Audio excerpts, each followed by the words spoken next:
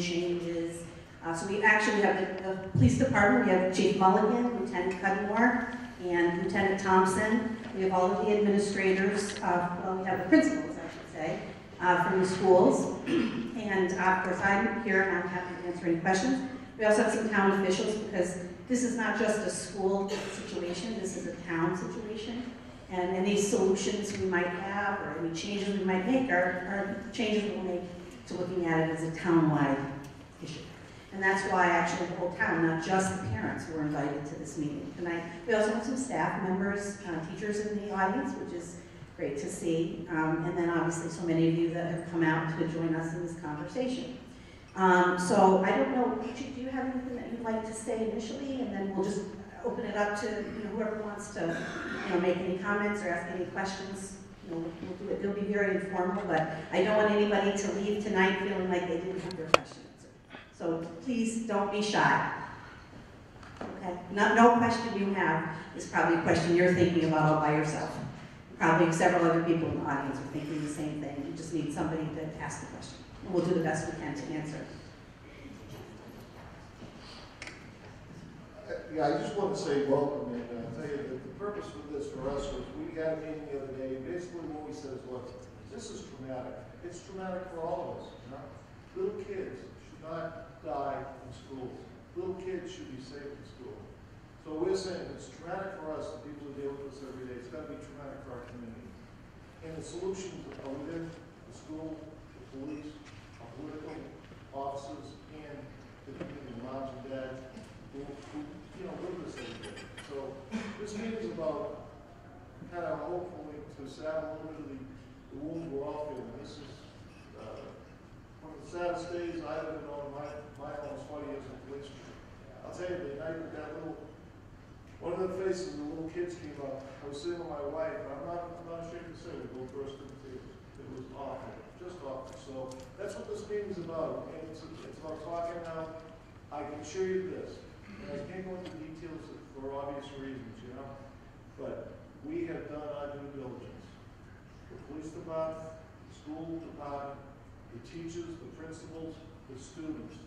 You talk to your kids, they know the protocols.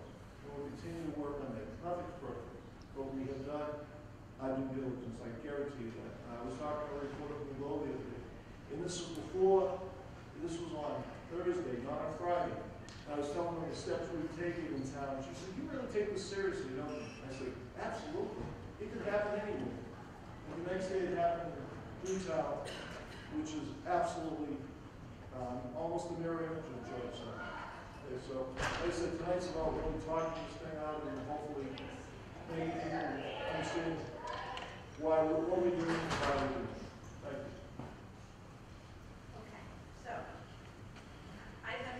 I'm not sure if people feel that they need the microphone because it's portable.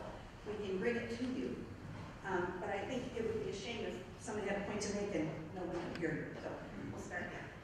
Thanks. Yeah. My name's Alana Burns, and I want to say thank you first to the teachers and police. I do feel safe. And Dr. Tanner, I think, was the first person to hug on Monday morning. At least the first one that didn't live in my house. But I have a question that's really bothering me. Half a mile from Pearly School, a 1-minute drive, there's a shooting range where they shoot pistols, shotguns, rifles, semi-automatic weapons. Someone could go there and target practice, and 1 minute later, be at Pearly School. What can we do to stop it? It's everything they're doing is legal. You have to understand there is a portion of our community that enjoys legal activity, which is the Georgetown Police Department qualifies that range. The people who are in there are all citizens, they're all residents of Georgetown, they're all good people. They're not criminals, they're good people, and they have a hobby. It's a legal, legitimate hobby, and they enjoy it. And they're not doing anything wrong. I get what you're saying when you see the nexus between firearms and a violent act, but in this case, that's a legal place for them to be. It's a club where people enjoy a certain activity. Really good, and there's nothing really you can do about it. I understand the hobby, and I understand, and I'm not against guns. I'm against semi-automatic weapons in Georgetown, in particular. And I'm against the range being open. I don't understand why it's open during school. I mean, is there any way for the town or the town officials to close it during school hours? Is there anything we can do to stop semi-automatic weapons in Georgetown? I would tell you all respectfully, they have every legitimate right to be there and do what they like to do. You're not violating any laws. We can only impact on somebody when they commit an offense or break the law. It's a legal, legitimate place to be. They can be there within the hour that's scoped up. So really, there's nothing we can do. I mean, that may be way above my, whether that's legislation and move past, I don't think so. I don't think so. There's really nothing you can do about that fire range.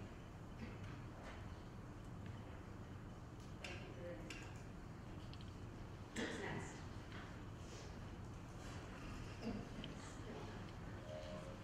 Hi, my name is Teresa DeFranzo, parent of someone at Pembroke here at the middle school. My question was, are substitutes trained in these procedures? Because I know I work in Amesbury, but I'm not at Amesbury High School, but I'm not hired by them. I just go in there for one class a day. And this past week, on Thursday, we did a cold blue as a drill, and I had no idea what to do. The kids had to tell me because I wasn't trained, because I'm not considered a full-time employee yet. So I was wondering, are the substitutes trained in Georgetown? My other question was, remember a few years ago they had talked about on the news arming the kids? Remember? Remember we spoke? I was in the mechanic. Yes. Is there any discussion about going that route again? And if so, at what age would you be doing that? I would not say, in honesty, that there is a procedure in place for substitutes to be trained. When teachers are out for the day, they leave detailed substitute plans, which I imagine would include emergency procedures, but they are not physically trained, and that's actually a very good point, and that is something that we could put on our action plan quite easily. I think it is a very good point. In terms of the second question, I guess we were in the paper today over discussion about Alice training that the Grove North has been doing. We have a district safety meeting every single month that includes all the gentlemen here and the school administrators. And these are the kinds of things we talk about. As recently as 2 weeks ago, we were talking about not specifically Alice training, but the concept of if, after everything else had been done, there was literally the choice of save your life or potentially be killed, right? We began the conversation about, well, what would we do in a situation like that? 5-year-olds would be very difficult to say, pick things up and throw them at the gunman, rush the gunman. I mean, that's just not something that we can imagine doing. High school students and middle school students have asked that question, like, what if we're sitting in the corner, does that really make sense if, in fact, somebody's literally going to shoot us? So we were talking just as recently as a couple weeks ago on, do we want to discuss with the teachers and add something to our protocol that says, as a last resort, it isn't our intention to train students at this point in time to do drills where we're having them throwing things at a shooter or rushing a gunman. That isn't what we're talking about right now. But we are thinking about the reality of if someone bursts into the room and we're sitting in the corner and we've told students just stay there, is that the best plan? And I think instinctively we think what happens, especially for older kids, is they would instinctively not sit there. But we haven't told them that that's okay to not sit there. We haven't talked to the teachers about it's okay. You're not liable if you do something to save your students' lives that doesn't fit the existing protocol in the school. You're not liable if you're trying to do what is right and best for the students that are in your care. So that's where we are with that conversation. Would you say that's a fair representation of where we are? Okay? Who's next?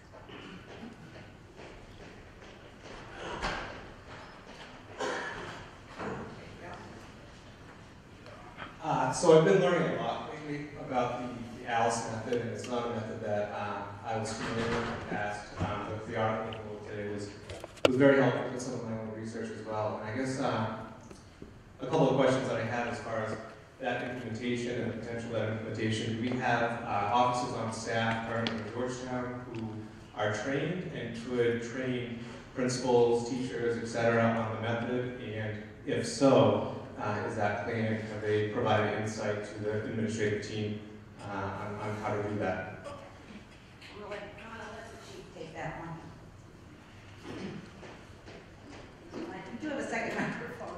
I'm trying to get it to work. Yeah, we have an officer who's completely certified in ALICE. In fact, he trains in ALICE. He takes courses for ALICE. The issue with ALICE really isn't about whether we, the police or the schools want it, whether or not the parents want it. And we had this discussion back when it became national news. There was a memo or something like that while we were in the discussion mode, and the majority of the people I heard from back then was most people didn't fathom their little kids fighting back at that time. You know, but things change. So yeah, if we want to train in ALICE, we have a certified trainer on staff, and we can perpetuate that. And he has been very key in the security issues relating to the schools. Very key. Does that answer your question? It does. Is that a conversation they have with this group, or? No. You've got to understand, there are people who monitor this stuff. You know, these security issues are very sensitive. We don't want to keep saying, we're doing this, because if there are bad guys who are going to monitor what we do and talk about our process, we have all sorts of things going on that you don't know about. And I don't want to talk about it, because you don't want to, there are people who hurt people.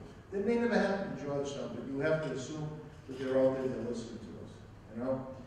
This is a discussion we have. If we would do ALICE training, if you have children in the school, you know about it. It would absolutely go to the community. That's not our decision. We cannot decide your child's going to be put in that position, you know? This is no comfort to you. But I would say this to you. We depend on our officers, and I won't speak for the superintendent, but I imagine she depends on her teachers to use common sense and reasonableness. And if you need to do something in an emergency, you will do it, hopefully.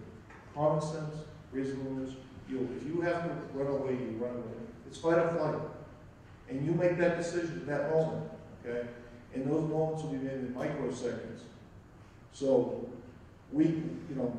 this is a decision that has to be made by more than us. It has to be made by the community. You have to tell us that this is what your kids you want for us as a community, and we can produce that for you.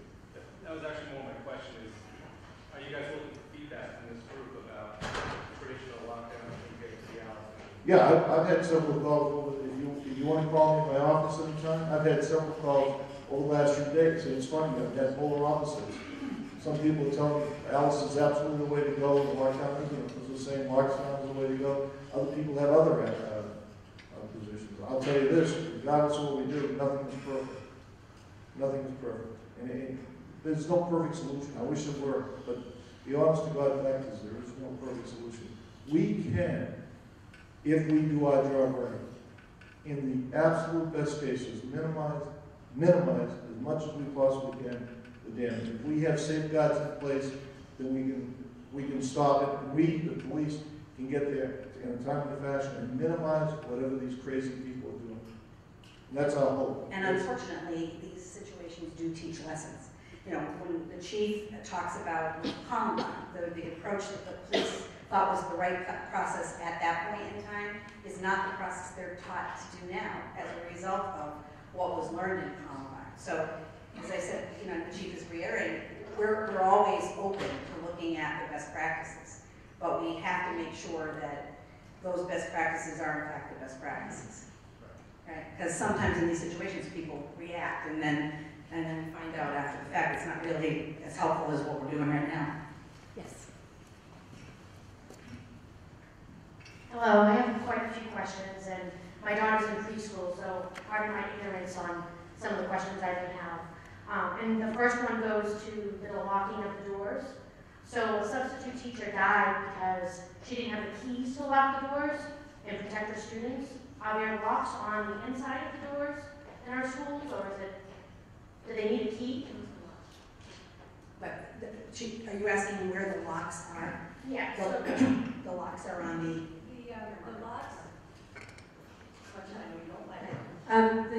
The doors are locked from the outside. If you're inside, you can obviously get out.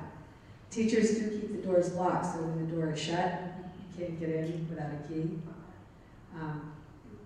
Obviously, I have a key. When I walk around, I can unlock it. Now, teachers don't have to keep their door shut. They can keep it open, but just in a fire drill or in a code blue, or obviously if it's noisy in the hall, they have the ability to shut the door. But I haven't told them you have to keep your door shut.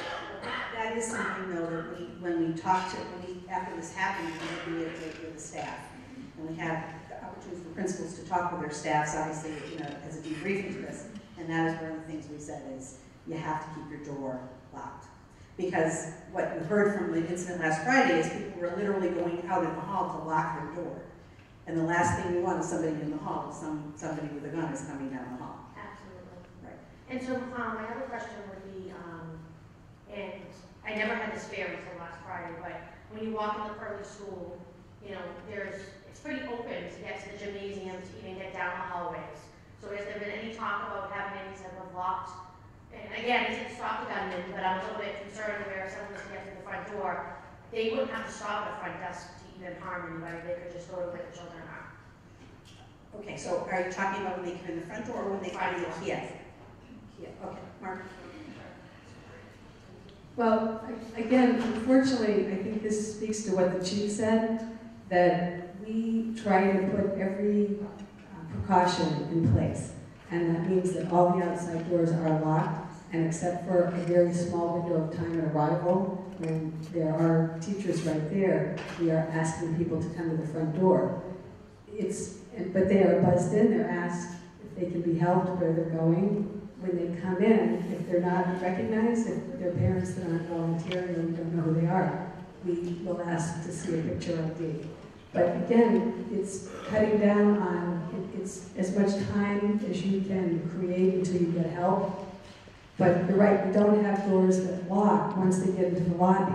There are doors that close, but again, we have classrooms that are locked, and in a matter of seconds, teachers and children have been trained in Code Blue. And again, when we do practice Code Blue and we call Code Blue, and the time it takes me from the office to make that call to get to the hall, there's silence.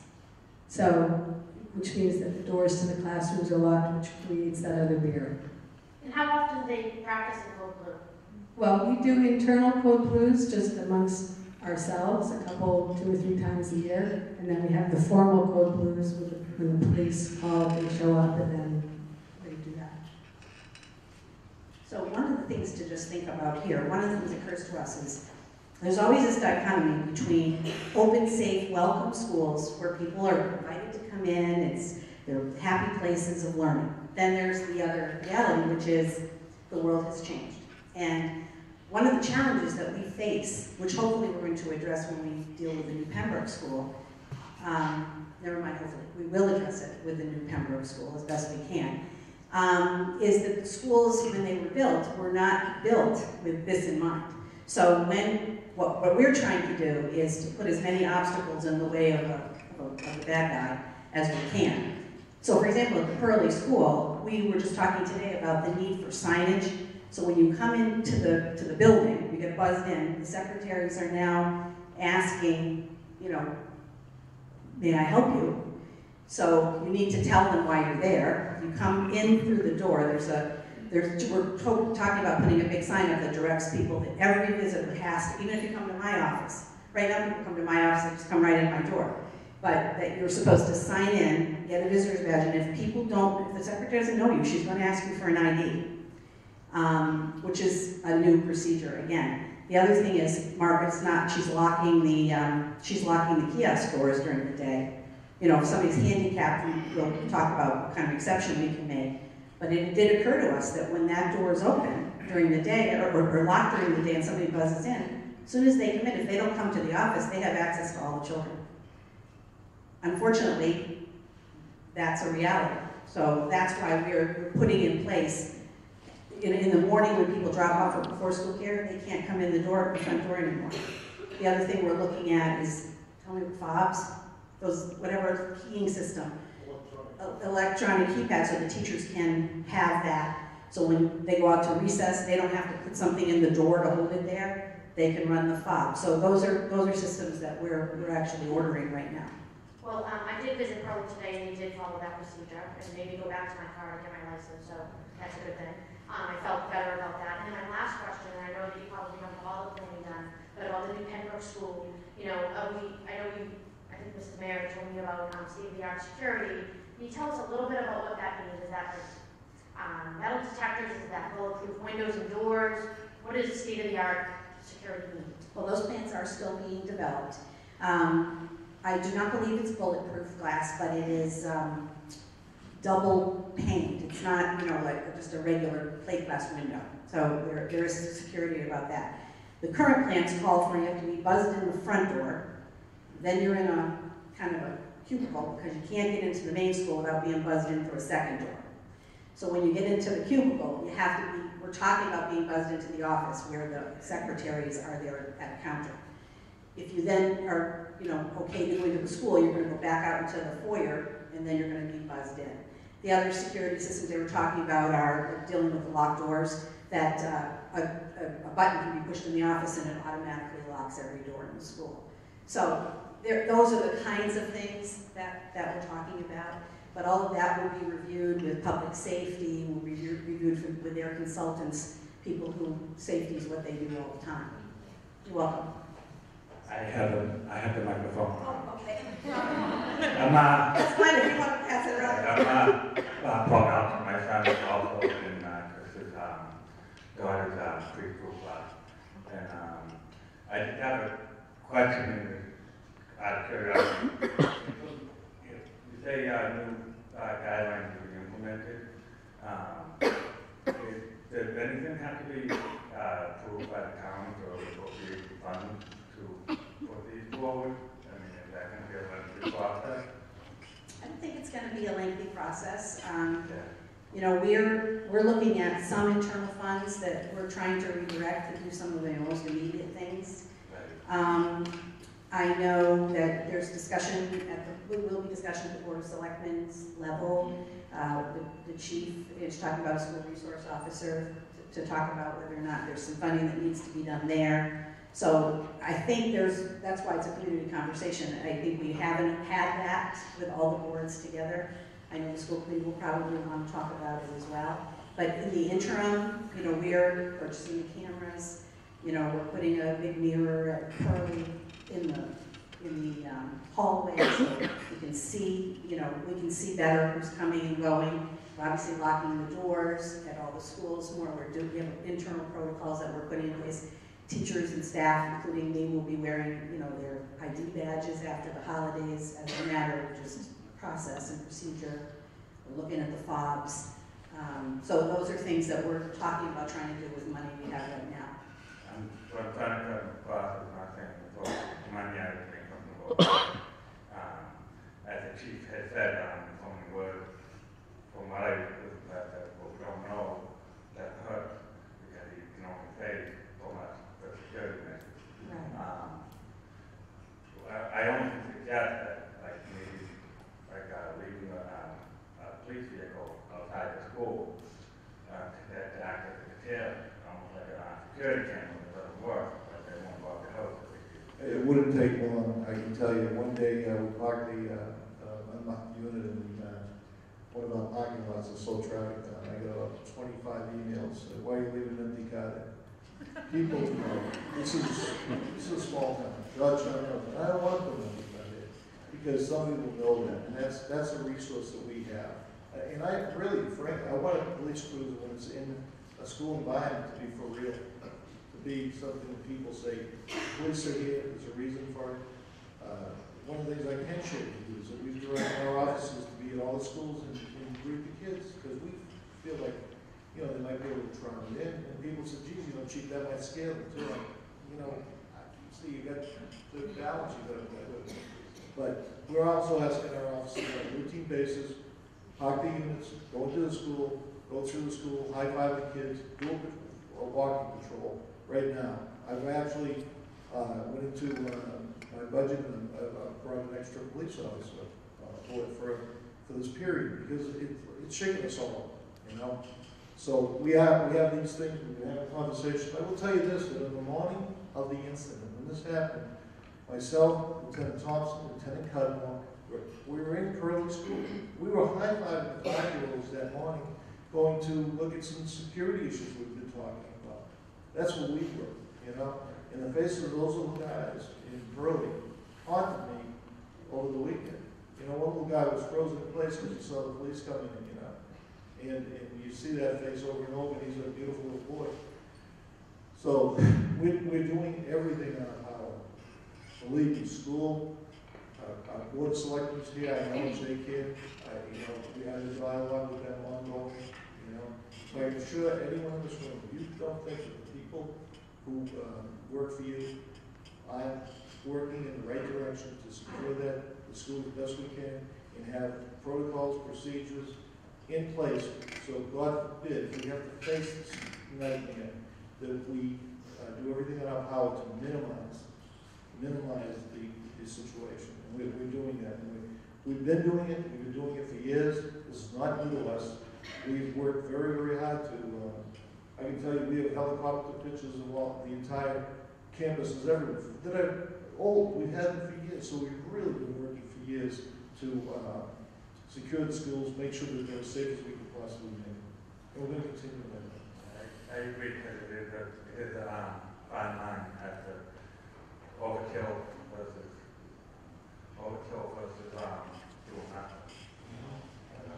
I think I'm surprised the principals aren't jumping up here, because one of the things we talked about was how important it is to accentuate that we are doing things now, but we see many of them as interim measures. That really, the long-term security plans, you know, really need to probably do include a more sophisticated camera system, do involve more sophisticated systems than we currently have.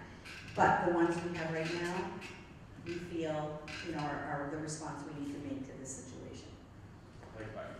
One more question. Like you said, in the long term, do you know if the police department and the school board are going to present something to the town meeting for getting stuff done? Yeah, I mean, if we were going to bring something forward, that's where we would bring it. We bring it to the town meeting.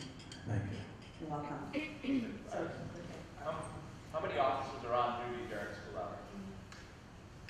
Well, I'll tell you, there are 7 officers on duty. There are 5 in the building, and there's, we have my administrative assistants, police officer. Okay, and I have 2 lieutenants, and we have people come and go, and we have, you know, people that think a bit about details. You know, when something happens in Georgetown, all the detail officers come to the event. Those guys you see out there flashing traffic, they all have their guns with them, they all have radios on. So they're all on duty. If there's a situation, I guarantee you they're going to be right there with us, okay? And I will tell you this, every police officer, full-time police officer in Georgetown has been trained in all active shooter. Thank you. Active shooter training. So we're all trained in that format. We train in this building. So, but we are not alone. The Georgetown Police Department isn't a lone entity.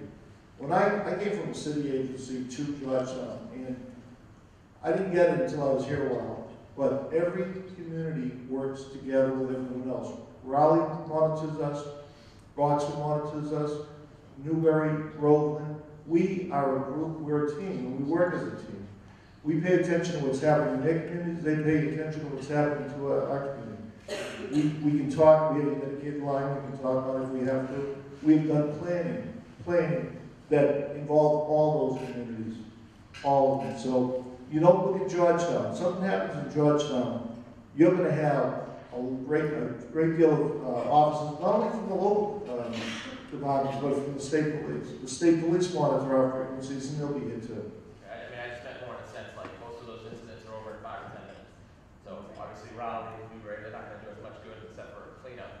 that sense, but we're just curious if, you know, if you have a response like this, and the police station is less than a mile away, so you are going to get here, I just don't know how many active Georgetown officers there were, so if something like this does arrive, it's not just one officer trying to take care of it. I assure you, it won't be one officer. I listen to my radio, we all have our radios on. We're on the door constantly. We have a house alarm, there's not enough people to respond. We go to that. The school, every school is less than 2 minutes away from our PD. Thank you. Hi. Can I ask a question? My name is Stacy Milton. I'm sorry I won't talk as long. My first question is, do you plan on, the police force, thank you for this meeting, by the way. Do you plan on going and speaking at any of the schools just to make the kids kind of assured that, you know, things are okay, things are under control? Yes, please. Well, you know what we've done is, the schools, I know the principals have gone, we were in the school here the other day, and I know the principals went and talked to every group of students, all right? And I think Mr. Lucia came back to the meeting we were in and indicated he was surprised and applauded. But the kids get it, you know? The kids get it. The kids are being trained. The code blue is not unknown. If you have children in the system, you ask your children what a code blue is, they'll tell you what the system is. My child's preschool. Oh, okay. But it's like, But the point I'm making is, we're letting the teachers do that. If I got a request from the principal, the superintendent to come in, an officer, myself, we'd be there in a heartbeat. But that's they ask us to come. We don't come in without their request. absolutely. The second part is also for the police, and it's not totally off base, but it has to do with the other disgusting story, sex offender, level 1. Is there a heightened awareness from the police to kind of investigate if there's any potential sex offenders with that level? We know everyone in this town who's as they would be in that environment. Lieutenant Dave Thompson's in charge of that registration, and I can assure you every officer in this town knows who those folks are. If they're not public, if it's not public, we know who they are. And if they've offended towards a child, because We know that, but we can't divulge that by the law. But we know these folks are. no, I just wanted to know if you guys were more because of that story.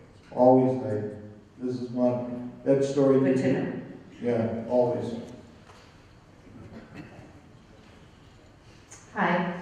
I just want to say that so far I like what I'm hearing as far as what's going to be happening in the new school, which alleviates a lot of my fears, but unfortunately the new school is not going to be built for a few years. So I just want to go over a couple of my concerns over the 2 existing schools.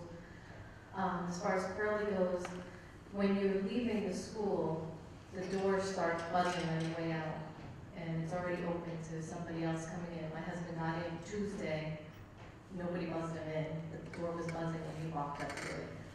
So that was a concern because, if somebody has a gun, they're already in at that point. So that was my one concern at Pearly, and my concern at Pembroke was last year my daughter was in a after-school program, and when I went to pick her up, the door was unlocked. It was, they said it's unlocked for the after-school program. Is that still the case? And can it be locked? Yes, that's a conversation that Dr. Tanner is having, at her school, and we talked about it a little bit the other day. We're looking into the possibility of either having someone be stationed, locking the door, having somebody be stationed, where the office is. So you can come and report, you see who your child is, and we radio down to wherever they are, say, please release, so-and-so. And then you would leave through the front door. The other option we're discussing is something where we put a buzzer system on the side door and have, there'd be a buzzer wherever the after-school program is usually in the library, that they would be able to admit people. That's what we do at Pearly. They don't come in the front door. They don't leave from the front door. What used to come from the kiosk. And we said, that doesn't make sense. That's a long way for somebody to be coming in, and who knows what could happen. So we now have a buzzer system by the cafeteria that goes right into the cafeteria, and kids are released. And actually, you're only using that in the morning now too, Margaret, right, for the before school program. At Pearly, we do have that ability, so the doors are locked at all times. So even for the original or extended day, we have to be buzzed in at every time. So something like that could work for after-school program, but we also have a lot of people who use the building at night. Like, for example, the GAA uses it for basketball, so the question then becomes, our extended day program is there until 6 o'clock, but the GAA folks start coming in at 4:30. So that's part of the dilemma about the locking door. So that's what's making us think maybe we need to do a different door for the, but still it leaves the door open. It's a tricky situation, so we're not giving up on it, but we recognize that it is a problem. So I think Stu is. Carol over here. Where are you? Up Right here. over here. Oh, you're way up top. I am. Who at this point has the ability to initiate the lockdown? Is it simply the principals, or is it any adult within the school that sees something? Because if something's happening at the back of the school, the principal's in the office, she's not gonna know what's going on. So, If a teacher sees something, they'll call the main office and the administrator will make that decision.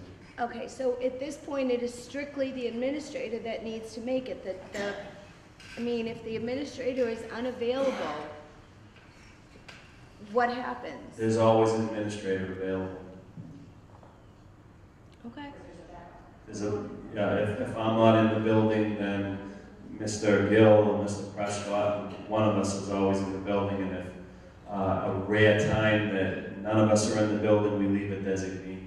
Okay, so is that the same at Pearlie or Pembroke? How does that work at their schools? At Pearlie, I also have a designee if I leave the building, but when I'm in the building, I have a walkie-talkie, and so I'm available, you know, if I'm not in the office, then I'm somewhere in the building and Mrs. Early can reach me. And at Pembroke, if I'm not in the building, we do have a designee that can call Google. You're always in the building.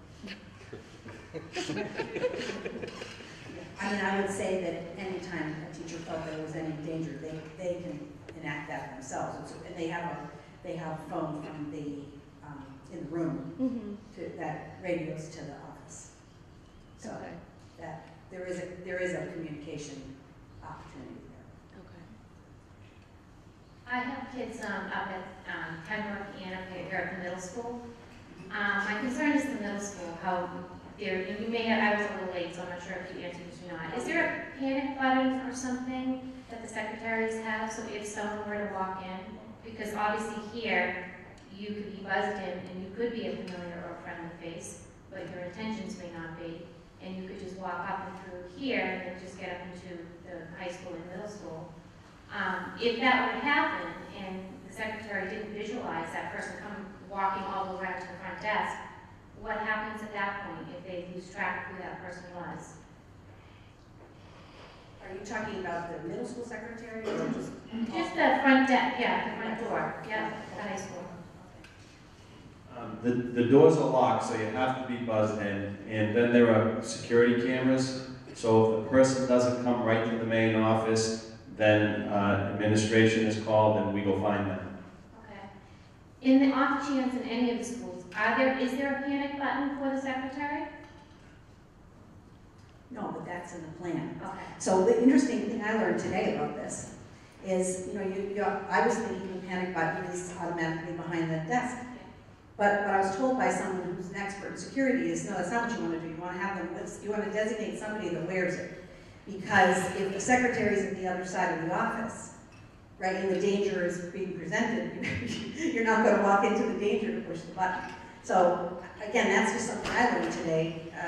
But panic buttons are definitely something that we're planning to institute.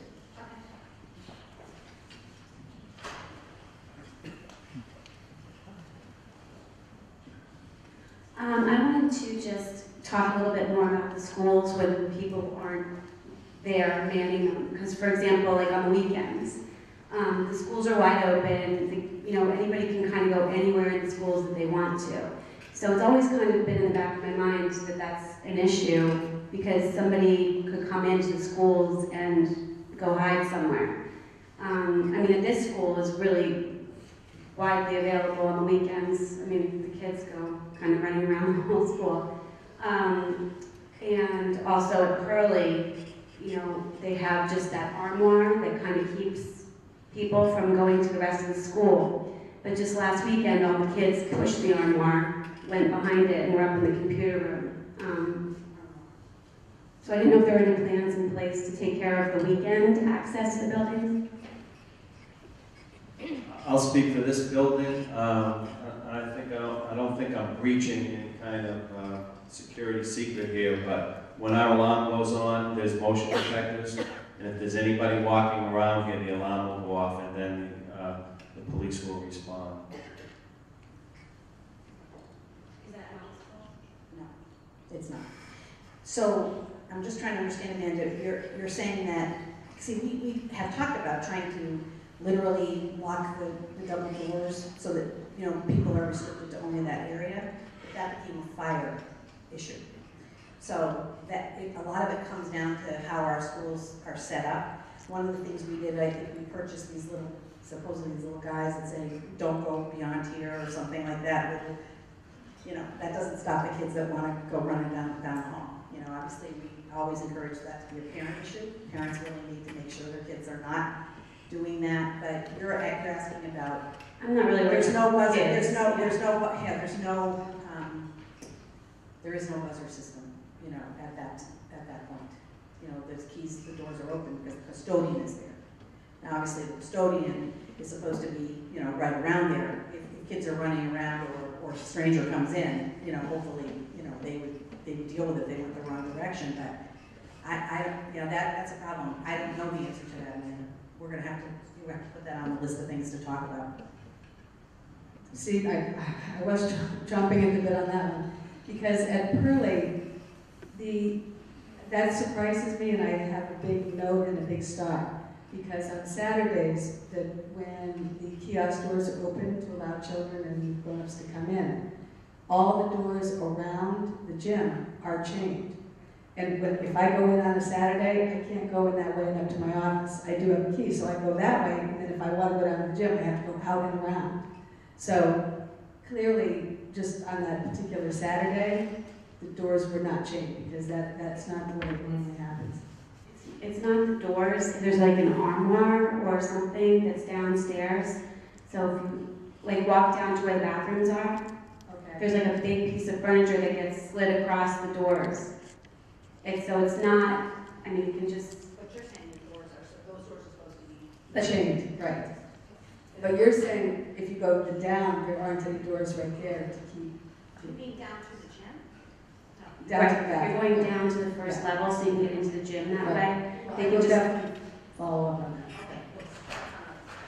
Thank you, Amanda.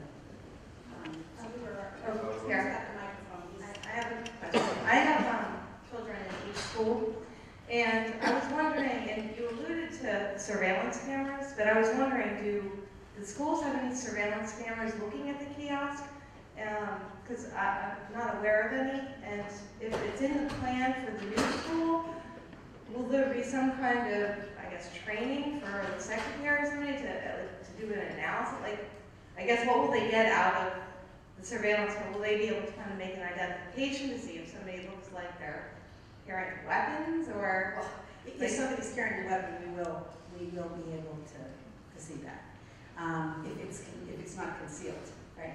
I mean, but currently we do not have surveillance cameras. There is a camera to see who's coming in, but there's no cameras on the perimeter at this point. So the buzzer right now is basically like That's a blind buzz. Like if somebody rings the bell, just you buzz it, you let them in, no matter who's standing out there. No.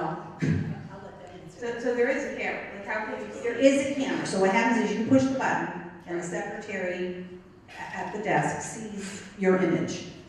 Okay. We did have a couple of parents who emailed us and said that it feels to them like they're just blindly being let in. And I understand that. So we've talked about that, and that's one of the things. Yeah, now nobody's coming in. At Pearly, nobody's coming in the kiosk. Everybody's directed to the front door, except for the small window of time when people are bringing their children. That window of time has been shrunk dramatically. It used to be 9:30. That's in all of the schools. As soon as the school day starts, those doors are locked. And the secretaries, now we're asking them to speak to the person and basically direct them to come to the office. And we're hoping that that sends the message that you can't just go anywhere you want, that you need to tell us what your business is. And then when they get to the desk, and we hope it won't offend, people, but the secretary doesn't know everybody. If she doesn't know you or recognize you, she's going to ask you for an ID. Now, with the ID, I don't know if you read that or saw on ABC News, they had the safest school in America, and they take it and they do a background check on the ID, which is probably taught for We him. don't have to. But as far as getting into the school, then, is the design of the new school then, like you said, a block, so they come in and then get looked at or talked to before they get let into the school? That's the design for the new school? Yes. Is there any plan then for the middle high school to implement something like that? Or is that? Implement something like, Where they have to kind of come into a place, kind of like a waiting pen, so to speak, and before they then get let into the school, they get they're checked before they're allowed into the whole school. all right, a what? So you're allowed into one door, you can't go to. Yeah, well, when I talked about interim measures and I talked about long-term measures, that would be an example of something that might need to be done in the longer term. Right now, that isn't in our plans. We did talk about the possibility of setting up a reader there, but then as we thought about that, we're thinking, well, who would we ask to do that? Because you really, in that case, you would be putting somebody in harm's way. You certainly don't want to have a student sitting there and have, the student be in a dangerous situation. So, yeah. Oh, yeah, that's right. Peter's reminding me that one of the things that was approved at the most recent town meeting was a feasibility study to look at the middle high school, which is going to be being done over the next 6 to 9 months. That will be one of the things that's looked at, is the entire security system and what needs to maybe be done as part of those renovations. So that's where that would be discussed probably, the next step. You are a building manager, please make sure that Again, I don't want everybody to think that we're a building manager. I personally don't know. There are smarter people that know about security that will probably advise us one way or the other as to the way that should actually be done. We're taking this, and I hope you're feeling like you're saying we're taking this very seriously. But schools and home are still the safest places, and so we want to guarantee that we're working toward being ready for the worst case scenario.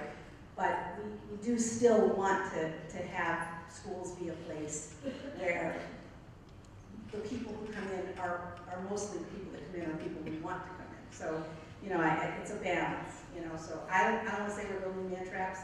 We're considering that as we're considering all kinds of other possible things. It's not one of our interim measures, however. Okay? Oh, wait there. Yeah.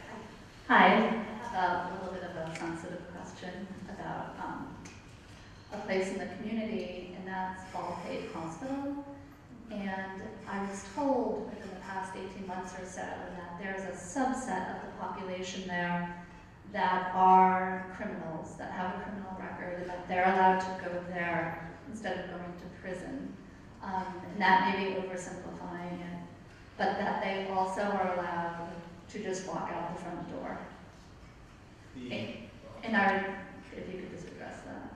Sure, the section that you speak about at Baldpate Hospital has been closed.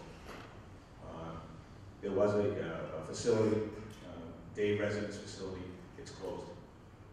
The facility is secure for people who are court committed in the rear, and then drug and alcohol treatment in the front. And they are free to go because they're not legally bound to stay there. But the facility you speak about is no longer there. Did that close within the past 18 months or so? I believe as early as 2 weeks ago. Oh, okay. It's the white building down in the front, hospital sits in the middle. Okay. It's a white building that sits right there, it's vacant. Okay, great, thank you.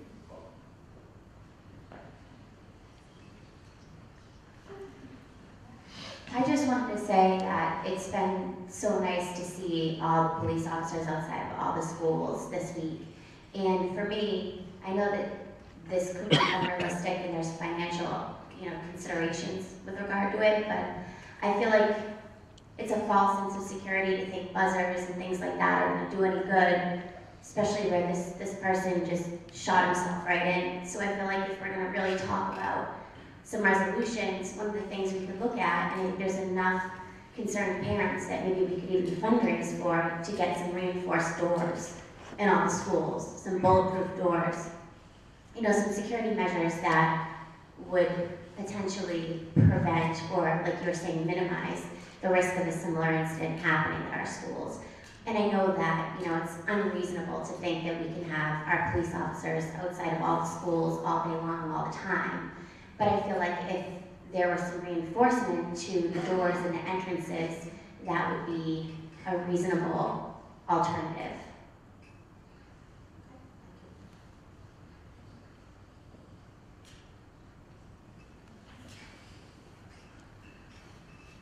One of the things that always worried me was the voting during school hours.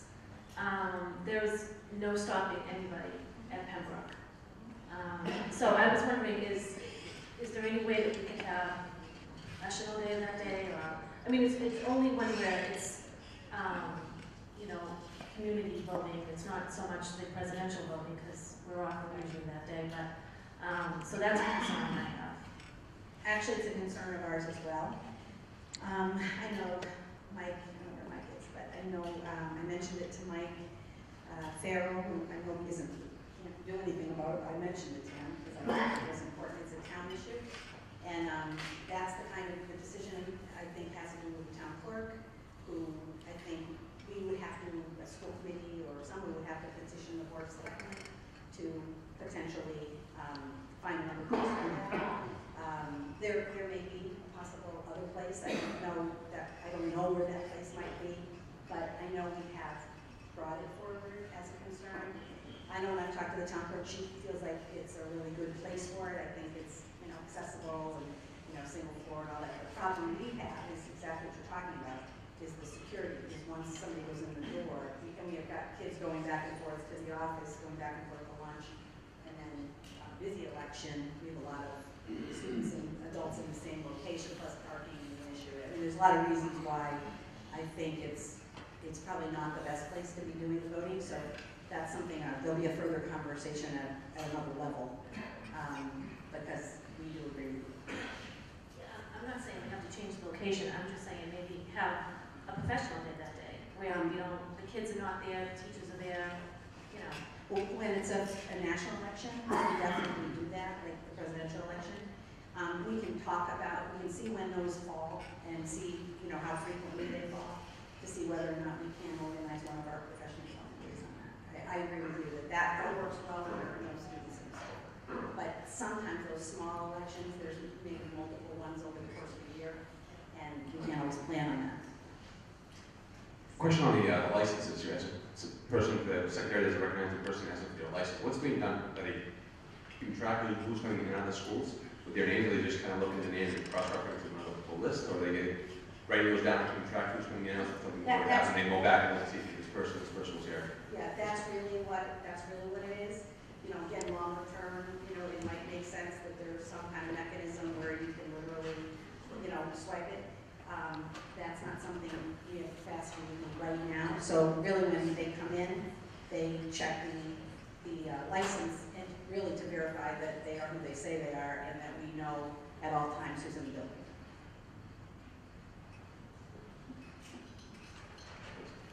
Chief, this is a question for you. Most of the measures that we are taking as a community are reactive. While we're trying to build some additional proactive measures, these events last 45 seconds. So by the time it's all done, that's when we actually, really get into this code blue and react. There's definitely a national debate going on in terms of guns and control. But what are you hearing out there from your peers out there regarding physically arming, whether it's teachers, administrators, security guards, or whatever in schools? Have you heard any rumblings on what's going on in that policy? I've heard talk about it, but I think people who go into the teaching profession are not people who want to be on. I think firearms are dead, but instruments of death, by every sense. It comes out of a holster, it's pointed at someone.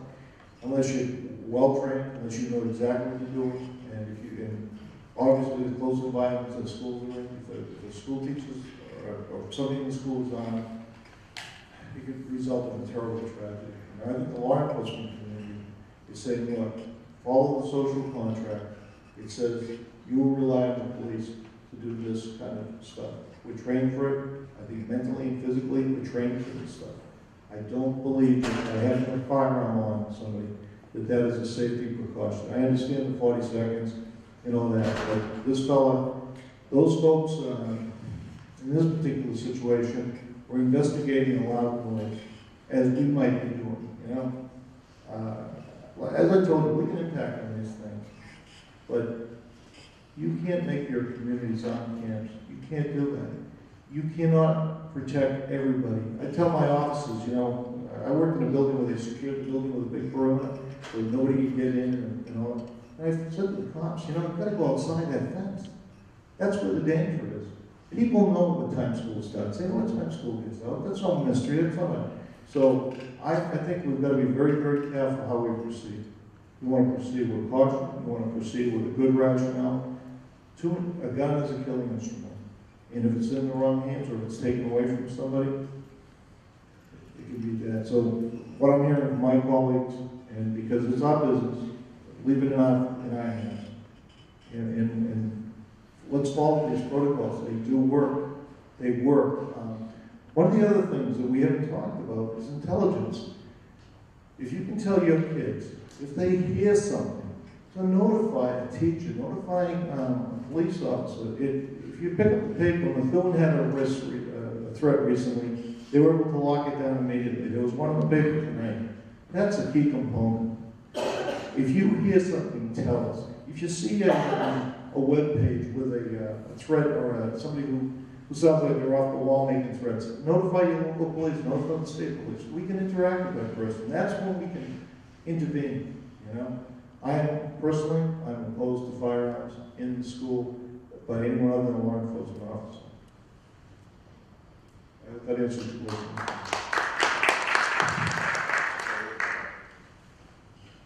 Hi, Chief. I've heard a lot of interesting ideas tonight. I was wondering if there's ever been talk with, you know, first of all, I think that a panic button or locked doors, these type of things. If a threat is in the school, it's too late. Cameras aren't going to stop that. Locked doors aren't going to stop it. These people, I mean, if someone really wants to get into school and harm the children, that's what they're going to do. If there was the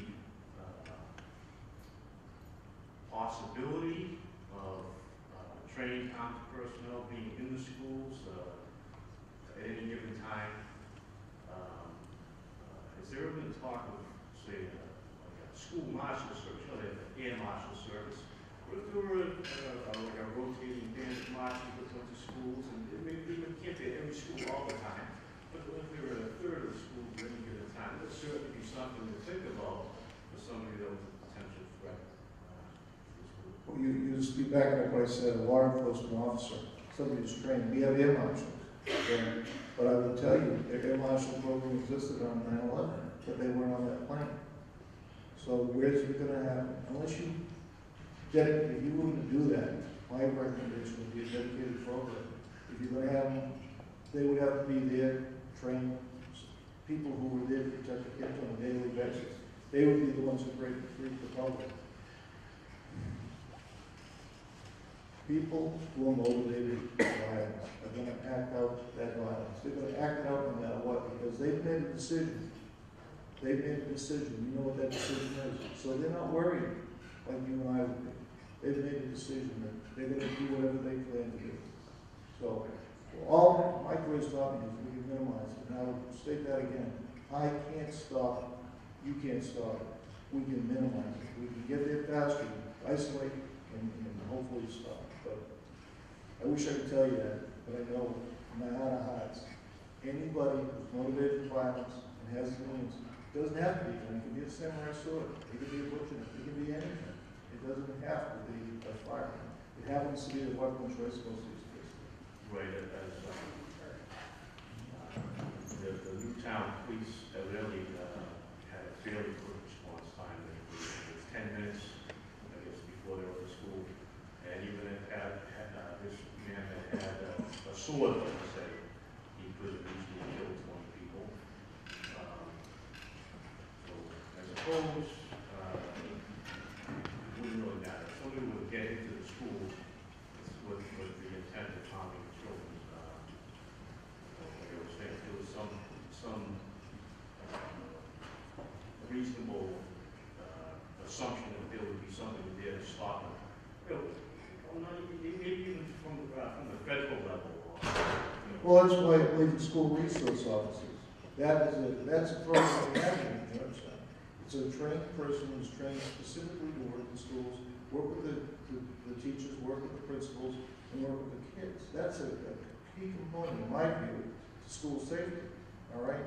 Not only for these risks, and I'll tell you the case here in the high school. A few years ago, we had school resource office got wind of a violent crime that was going to happen, a hate crime that was going to happen. And because he was in school, because he got wind of it, we were able to intervene in that and stop it. And that's the intelligence I'm talking about.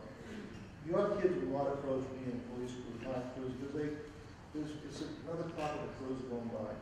But if I have an officer who's in the school on a daily basis, who knows your kids, I Officer Jones sometimes, or a lot of my officers are coaches. I was here with one of the former school resources in this building, and all the kids would stop and say hi to them. It's a key component to the security of the school. That officer gets information and knowledge. Kids will go to him and tell them things they probably wouldn't tell their parent.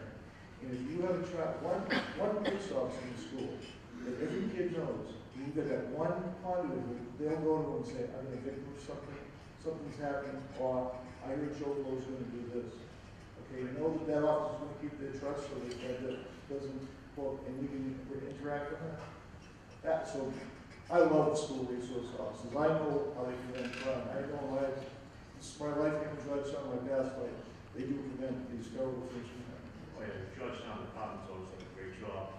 Been here 20 years, and there's 4 kids go through the system. Never once felt that they were unsafe here. Thank you, I appreciate that. Any other questions?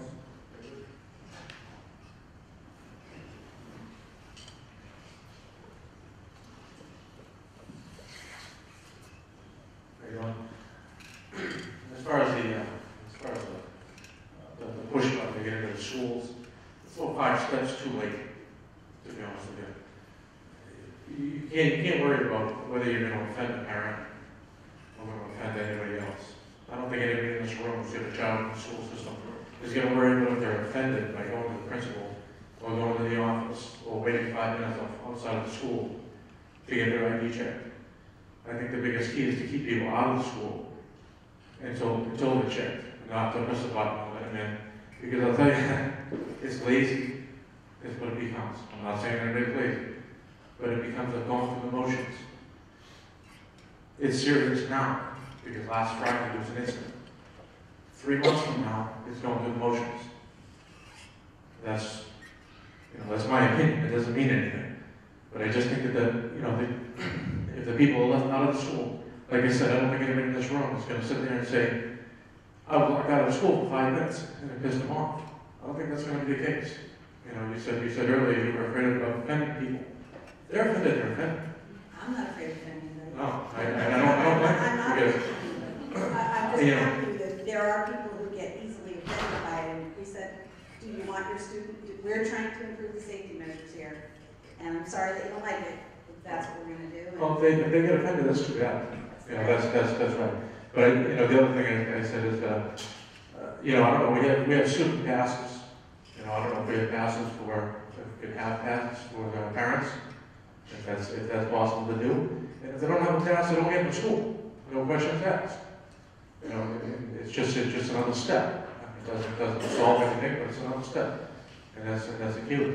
I do have to say that I dropped my daughter off at Pearly School the other day, and there was 2 teachers that let me in the door.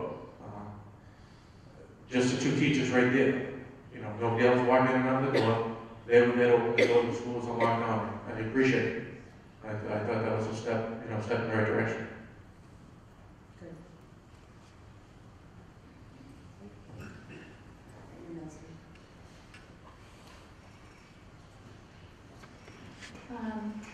I know there's been a lot of discussion in the schools as far as code blues and what to do. And it's actually sparked a lot of conversation at home as well. And this question actually comes from my high schooler who came home and was talking about the discussion within the classroom.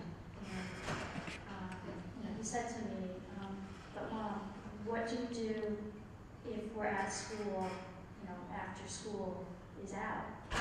The school, especially here, there's a lot of after-school clubs and activities going on, and if something were to happen, this question was, we haven't really talked about that.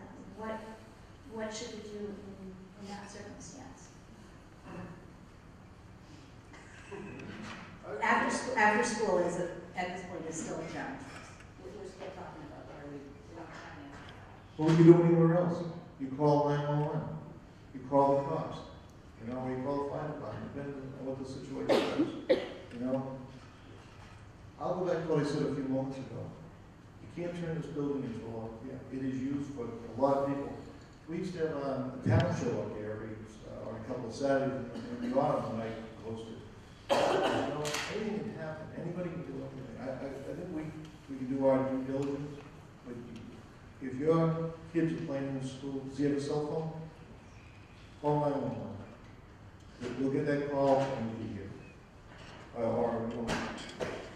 Common sense, wisdom, teach your kids that running away is okay. All right, get away from it, call the cops, we'll deal with it.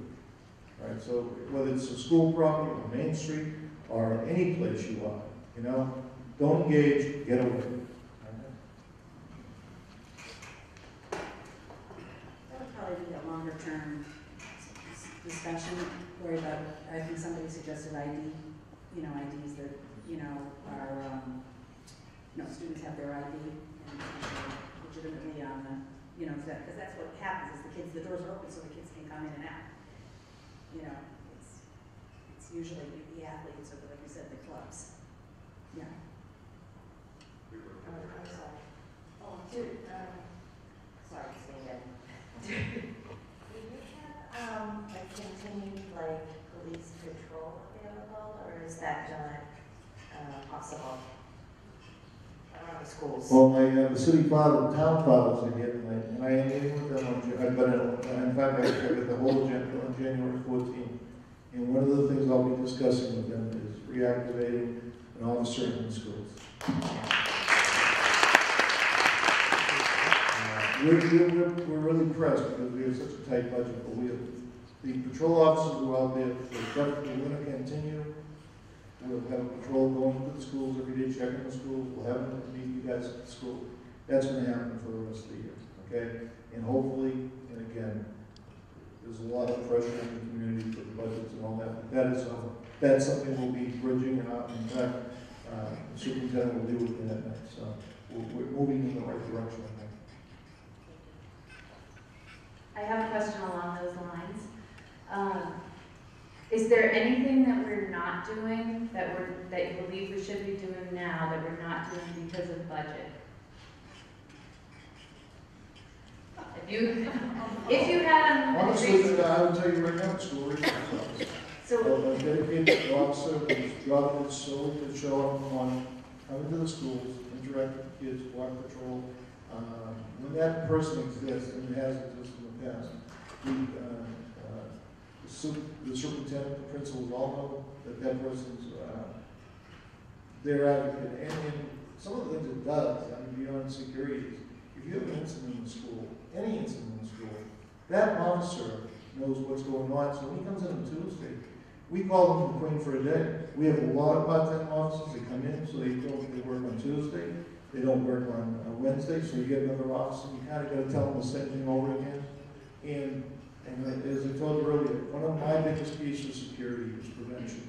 Prevention means that if you have an officer in the schools who has his eyes and ears open and listening and talking to the kids, he or she will get information about what's going on in the school. We're a small town, and there's an old saying, everybody knows famous in a small town. Okay, it's true. Everybody knows everybody. Everybody knows what's going on. We know all the families. I know my lieutenants can tell you, we did a school study one time. They were picking out who lived where, how many kids they had, and you know what their nicknames were. It's amazing to me. So yeah, that's something I feel very strongly about. I know our board feels strongly about it, and we have to address it. And it has disappeared because of budgets. That's why I'm going. So to follow up on that, is there a way that as parents we can support the police department in that request? I have all the confidence in the world in my board, and the board of selectmen in this community to do what they think is in the best interest of the town. I've never asked anyone to intervene with the board because they are elected officials and they know what the priorities are. If I can just take a second. I think I know most of the folks in town here. I am one of the selectmen, one of my peers here, Stu Egenberg as well. My name is Phil Trapani. I'm a parent. I've got 2 kids in the school. And I can tell you, if you look back, why, my question is, as a parent, I know the answer, but why don't we have a school resource officer? We got rid of the school resource officer just a couple of years ago when we were going through some tough budget decisions at the time. It was, do we fund teachers or do we fund security? And at the time, we didn't have an event like this. I know things like this have happened around the country, but I think that we've all kind of, at least myself, have a kind of a false sense of security in terms of we're a small town. This just doesn't happen in small towns like this, and that certainly has been shattered. But I can assure you that from, I will speak on behalf of our board of selectmen that we're looking for solutions. Our mandate to the school and public safety department is going to be bring us solutions, give us estimates on what those costs are. And we've got to make a decision on, is it, are we mitigating the risks with enough money? How much money is too much money? Where are we going to get the money? And what else is going to be affected if we take money from one place to another? So we've got a lot of decisions to make. There's been a lot of discussion here in terms of prevention.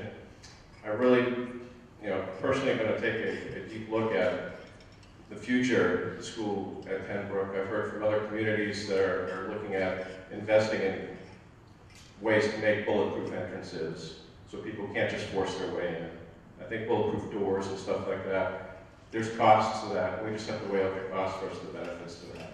But, and the other thing I want to say is that our folks here, this isn't just an event, this is a program. We've got to make sure that we're continually communicating with you, and we'll come back to you with what we think our top ideas are to solve some of these issues going forward. So you asked the question, and some of the things obviously that I just want to reiterate is we got something, it was an advisory from Mile, which is an insurance agency, and they produced it for everyone, and it was called School Violence Mitigation Measures. And I was really happy when I read this because I'll just give you an example. The planning that it says every school must have a security plan. We're doing that monthly. We meet monthly, and each school has a school safety committee that meets and talks about for their own school. Training, all staff must be trained. And obviously we're trying to do that through the Code Blue method, and the sub-comment is something in my mind. Drills, that we need to be drilling, and that's, we're doing that. It says access points to the school should be more secure. So obviously we've taken that to heart, and we're really looking at those things. Classrooms and offices should be equipped with locks. So locks should be done at all times. Communication, and then we should be a crisis response. If we know there are student people that are having trouble that we know we need to watch, we have crisis teams to both help students that might be at risk and also to help students who who are struggling with the aftermath of not only this, but any challenging situation. So I was very happy when I read that, because I said, okay, well, we said we can't guarantee 100%, but the things we're doing are the things that we're being advised to do. And we can always get better. That's why we have these conversations on an ongoing basis. It's not just an event and then, you know, we don't look at it again until another event happens. So I feel very grateful that we have the relationships, not only with Board of Selectmen, but with the police department, the fire department. You know, it's nice that we have a team here. I have a question for the chief. With all the gun permits and stuff like that get issued during the town and stuff like that, during the background check, do you know the condition of the family members? Because obviously the understanding is these guns that were owned by the mother were all legal, all, you know, paperwork was clean, everything like that. However, you have a person inside the family that not been clear that has, you know, mental illnesses, but is background checks done when gun permits are issued? And the second question is, do you know, obviously you do know all the people that have gun permits in town, are there people in town that have gun permits that have questionable people that have mental? Well, obviously I can't answer one really in that sense, but let me say this. There are extensive background checks and there are disqualifiers for every person who applies for a firearm permit. Massachusetts is very tough on that. You have to take a course to get qualified in the firearm. I, along with the state has much larger arms than I do, all right? So if the state gives me any disqualifiers for their background investigations, I will not permit. I also have the latitude as the chief of police not to issue a firearm if I feel for any reason that the person is unfit to carry a firearm. And I've done that. And I fought, I had to go to court to fight, and I have not lost one of those cases yet. When we issue a permit to carry to anyone, one of the things that they agree to is secure that firearm in their home. They should have a lockbox, they should, but I cannot tell you that every person I issue a permit to is doing what they're supposed to do. I can tell you that guns, you know, how many of us have heard of a kid who's grabbed a firearm and done themselves harm, you know? I don't know the psychology of people who live in the homes of everybody I issue permits to. If I get wind of it and I think it's an issue, I will rescind that permit. If it's within the scope of what I think falls in that category. But the answer, to be honest with you, if I told you I know the situation, domestic situation, the homes of the people that have firearms permits, I don't. Not all. Okay. Questions? Anything? Any more? Any more questions? Yeah. The resource person, is that an officer with a gun? And is he in uniform like you are, or is he just hanging out with the kids? In Georgetown, it's a uniform, trained police officer, either full or part-time, okay? They're trained, they're fully trained in all the weapons that they have in the build. They're also trained in medical, how to save a life, and all that. And they'll have a mock unit up front, and that mock unit has all sorts of equipment they might need to assist. So they're very highly trained. We're very lucky in Georgetown. Even our part-time officers are highly trained. Many of them are firefighters and have high military clearances and backgrounds. So we're very lucky in that regard. So whoever is in the school is, and I assure you that's vetted by the superintendent too. I don't put people here who I don't think are the best police officers that we to provide the best security for our kids and the schools. You know, the answer is yes, they have the training. Is there a question? Anybody questions? Raise your hands. The microphone, you will. We got back here. You have another question? I just wanted to comment on Pembroke not having the doors locked. No disrespect, but I find that coming and going and not being able to lock the door now, just unacceptable. There should be a way that we can continue to buzz people in at a later time in the day. So you're concerned about the after-school hours? Yes. Okay.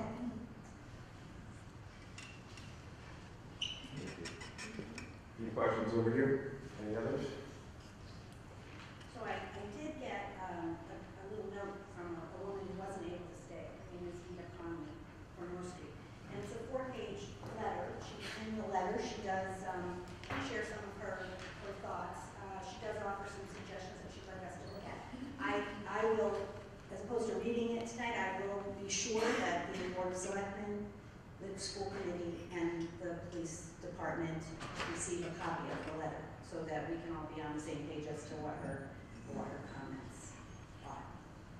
And actually, she offers much of the conversation. That's why I'm not reading it, because it is pretty much supporting the same kind of questions we've been asking.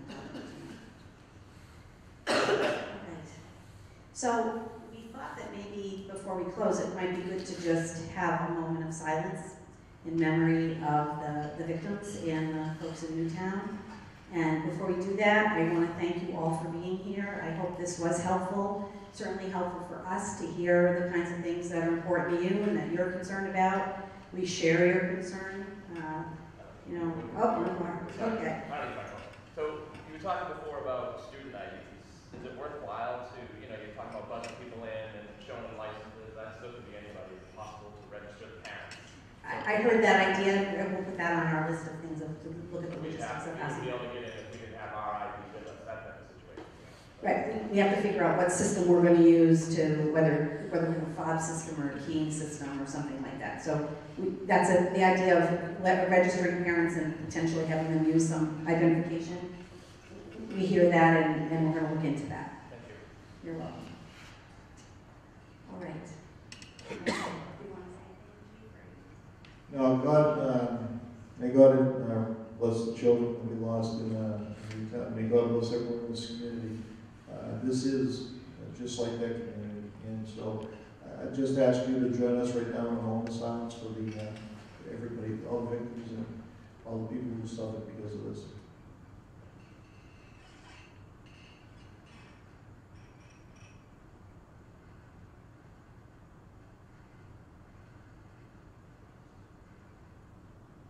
Thank you, and thank you everyone for attending. I really appreciate it.